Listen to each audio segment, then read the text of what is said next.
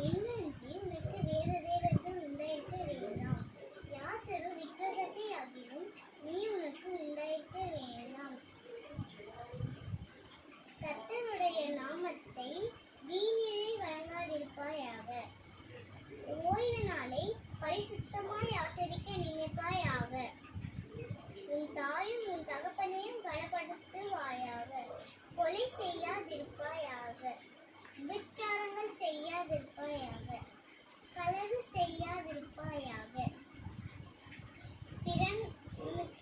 பிறனுக்கு விரோதமாக பொய்சாட்சி சொல்லாதிருப்பாயாக. பிறனுக்குள்ள யாதொன்றையும் இச்சியாயிருப்பாயாக.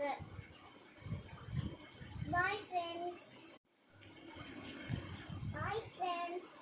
நான் இப்போ இயேசுப்பா சொன்ன 10 கட்டளை சொல்ல போறேன்.